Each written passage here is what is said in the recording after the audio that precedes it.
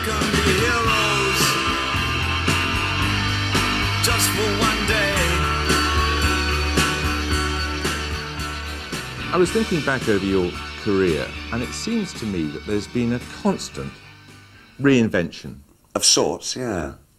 Why do you do that? I think I was quite happy to buy into the idea of reinvention up until the beginning of the 80s, really. And it came about, I think, more than anything else, that when I was a teenager, I had it in my mind that I would be a creator of musicals.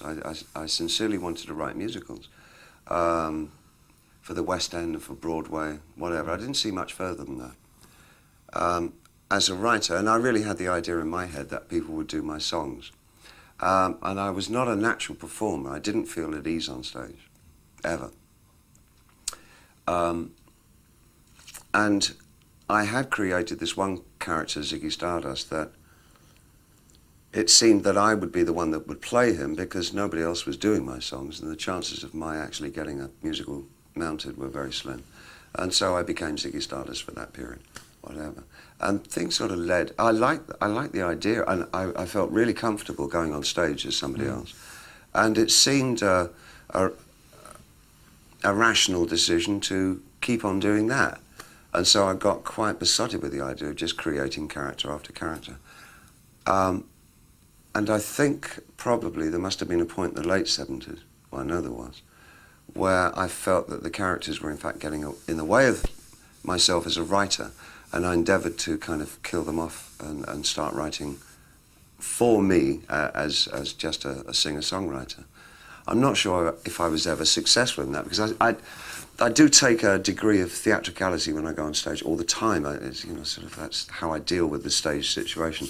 I'm still not comfortable on stage. But I mean, David Bowie himself is an invention. I mean, do you think of yourself as Bowie or David Jones, the boy from South London? Less and less as Bowie. How are we supposed I don't to even know pronounce how it? to pronounce it anymore. I've lost track. I always thought it was Bowie. I thought, well, it's a Scottish name, must be Bowie. But nobody in Scotland pronounces it like that. They pronounce it Bowie, I think. Now Ziggy played guitar, jamming good with Weird and Gilly, and the spiders from Mars, well, he played it left hand. It was some kind of discovery in the 80s, I think, that a lot of what I am is my enthusiasms. That I've always been a very curious and enthusiastic person, again, as from when I was a teenager, and that it really wasn't up to me to try and identify exactly what that meant. I just had to accept that I was a person that had a very short attention span, would move from one thing to another quite rapidly when I got bored with the other. I became comfortable with that and didn't try and identify myself or try and ask myself who I was. The less questioning I did about myself as to who I was, the more comfortable I felt. So now I have absolutely no knowledge of who I am, but I'm extremely happy. But do you find the business of being in the music industry as interesting and attractive as it is? I have nothing to do with the industry. I really have so little to do with it. The hub of my creativity comes from what I do and where I go. I put myself in places, one that maybe I've never been before, or that I feel there's a certain tension involved. I can't really write or produce much if I'm in a place that's relaxing. I have to have a set of conflicts going around me, not necessarily of my own doing. I've learned that is a particularly bad idea. What do you mean? So, well, I don't create my own conflicts in my own life. I think I might have done that to quite an extent when I was younger. Is actually things were going too smoothly, I would be drawn, because being an addictive personality, I would be drawn to create conflicts that would produce the tension necessary to write. Now I find that I can do it by observation more than being deeply involved in a mess to be able to write. Yeah. But the industry side of things, I'm not even sure what that word actually represents to me anymore.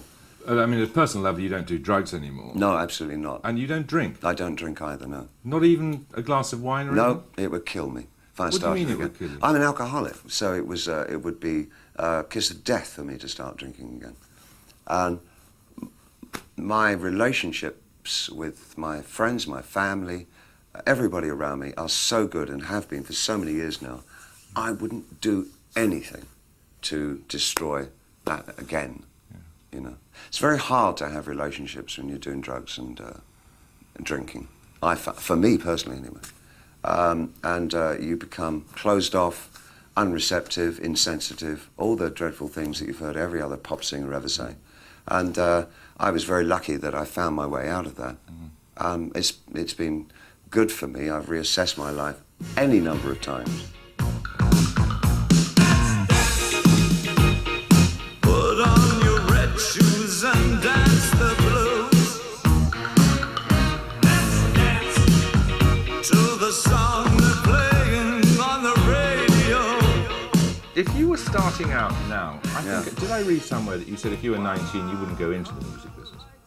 I think that's probably quite right. I think I'd probably just be a fan and a collector of records. What would you do? I wanted to be a musician because it seemed rebellious, it seemed subversive. It felt like one could affect change to a form. It was very hard to hear music when I was younger, you know. When I was really young, you had to tune into AFN radio to hear the American records. There was no MTV, and it wasn't sort of wall-to-wall blanket music. And so therefore it had a kind of a call to arms kind of feeling to it. Is that this is the thing that will change things. This is a dead, dodgy occupation to have. It's still produced signs of horror from people if you said, yeah, I'm in rock and roll. It was, my goodness. Now it's a career opportunity. And the internet is now, carries the flag of being subversive and possibly rebellious and chaotic, nihilistic and... Oh, yes, it is. Forget about the Microsoft element. The monopolies do not have a monopoly. Maybe on programs. What you like about what you like about it is the fact that anyone can say anything or do anything. From my stand, from where I am, because of by virtue of the fact that I am a pop singer and writer, I really embrace the idea that there's a new demystification process going on between the artist and the audience.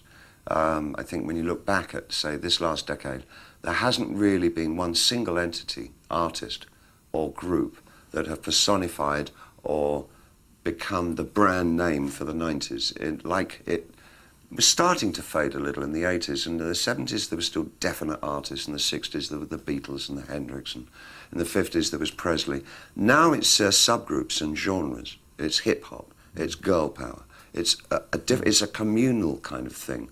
It's about the community. It's becoming more and more about the audience, because the point of having somebody who led the forces has disappeared because the vocabulary of rock is too well known. It's a currency that is not, it's not devoid of meaning anymore, but it's certainly only a conveyor of information now. It's not a conveyor of rebellion.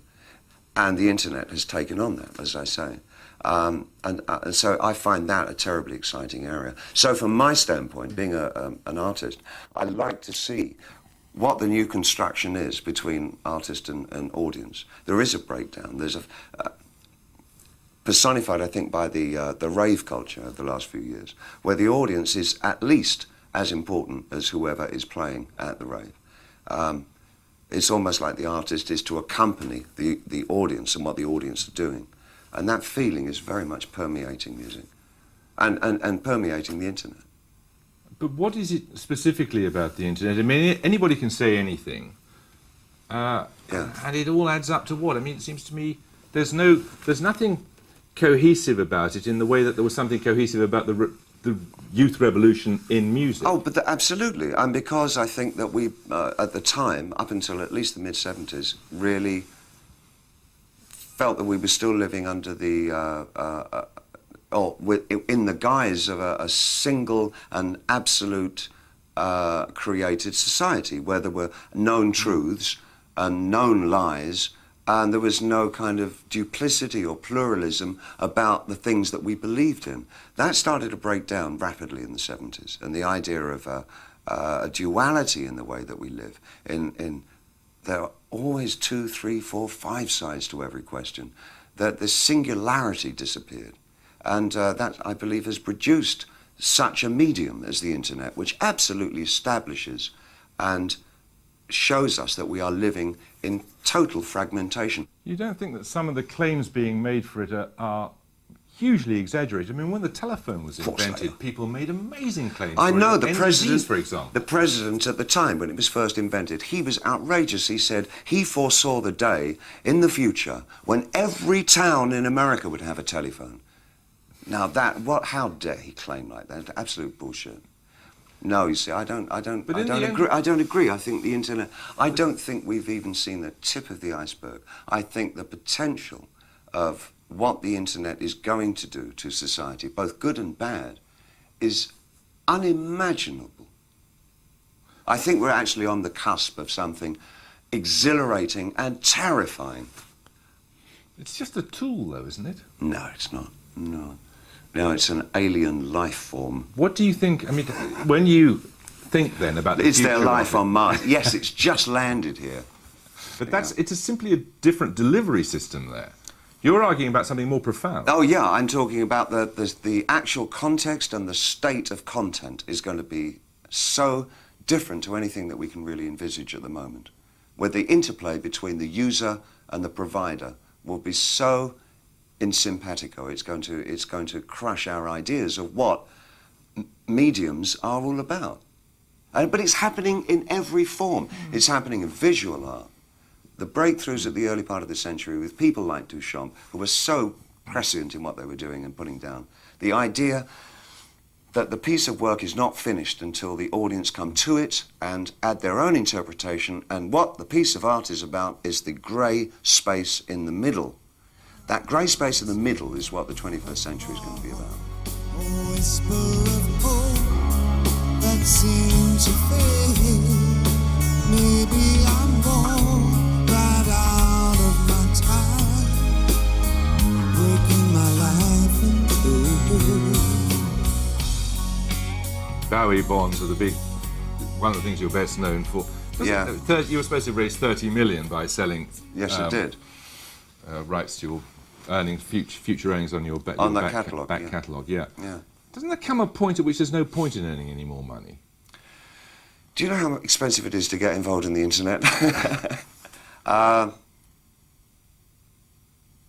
think that I probably, the majority of the money that I make I plough back into some new project or other. I also, of course, being working class, always feel that there's never enough to leave my family. So there's a kind of a survival instinct that, okay, I could definitely, that's going to be fine. I can leave that to all the kids, future and past, and everybody will be okay. However, I would love to start a new internet company as well, so I'll need a bit more for that. So you kind of get a bit,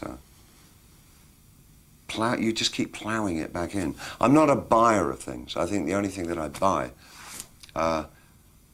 addictively and obsessively probably, is art, you know. I'm not really a house man or a car man. The only nice car I've ever bought for myself was a 1967 E-Type, 1.5, which is quite, I would get the half. And I don't have things. I don't have a plane. I don't have I haven't got very much, Joe. I'm not a buyer of stuff. I do tend to regard money as the oil to get other things going. I feel more comfortable with it right now. Do you have any desire to come back here? I'd love to come back here, and I will. We haven't decided when it'll be, but that's an absolute given. There's a few other things I want to get accomplished over the next, I'd say 2 years, that may be quite surprising to people. What do you make of Cool Britannia? Oh, lumpen. It's so cliched and silly and ineffective, I think. I don't think it's really changed. I think it might have I think it's helped the media get some handle on how to describe these times. But I don't think anybody else anywhere believes it. You know, there's good and bad in everything that we do. We're brilliant architects, got some wonderful artists, visual artists, and some rubbish artists as well. Music, we've always been good at music. We're not truly a rock nation. Everything that we do in rock and roll has a sense of irony attached to it. We know that we're not the Americans. We know it didn't spring from our souls. And so, as the British always do, they try and do something with it to make them feel smug. And that's what we're good at doing. But when you see politicians embracing rock stars, I mean, personally, I start reaching for my revolver then. Or at least I wear a pair of women's high heels when I meet our Prime Minister. I do my bit still. He didn't even notice, you know. What, this was Tony Blair? He didn't notice you were wearing women's stiletto shoes and a nice suit and tie. That's the last time I wore a tie, I think. No, it wasn't. No, I wore a Vickers dog collar. Nice black suit, black shirt with a dog collar and a pair of women's high heels. And he didn't bat an eyelid. Thank you very much.